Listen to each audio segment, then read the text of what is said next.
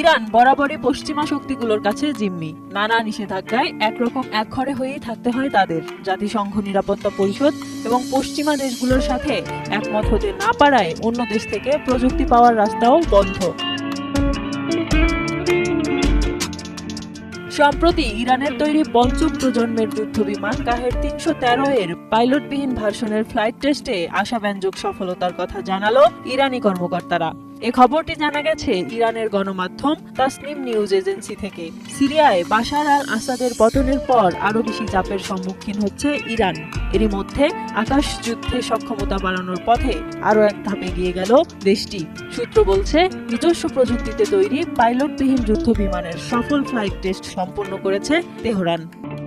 Iran aviation industries অর্গানাইজেশনের ব্যবস্থাপনা পরিচালক জেনারেল আফশিন হাজেফার জানান, স্থানীয় প্রকৌশলীদের দুর্দান্ত সফলতার অংশ হিসেবে কাহের ৩১৩ যুদ্ধবিমান চালকবিহীন ভার্সনে উন্নতি করা হয়েছে, যাতে শত্রু রাষ্ট্রগুলো থেকে আকাশপথে আসা যে কোনো বিপদকে তারা রুখে দিতে পারেন।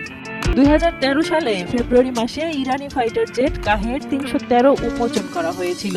একক আসনের এই স্টেল ফাইটার জেট স্বল্প রানওয়ে থেকে উড্ডয়ন এবং অবতরণ করতে পারে। অত্যন্ত নিচু এলাকা দিয়েও উড়ে যেতে সক্ষম এটি। এছাড়া যে কোনো রাডার ব্যবস্থা ফাঁকি দিয়ে শত্রু এলাকায় অনায়াসে ধ্বংসযজ্ঞ চালাতেও সক্ষম এই বিমান।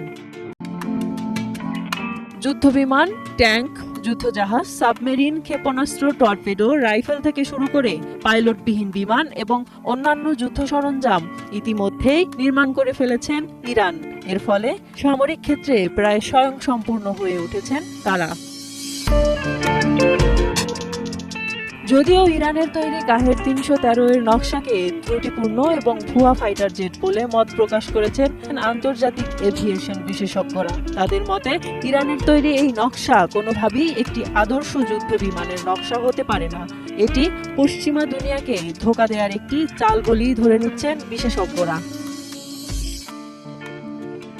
সিরিয়ার গণমাধ্যমের খবর, আসাদ সরকারের পতনের পরে ইসরায়েলি যুদ্ধবিমানগুলো রাজধানী দামেস্ক সহ দেশটির বিভিন্ন জায়গায় ইতিহাসের সবচেয়ে বড় বিমান হামলা চালিয়েছে।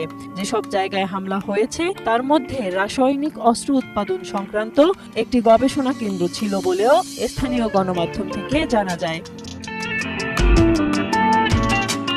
এবার পাইলটবিহীন এই যুদ্ধবিমান দিয়ে শত্রু রাষ্ট্রগুলোর প্রতিহিংসামূলক আচরণের জবাব দিতে প্রস্তুত কি ইরান?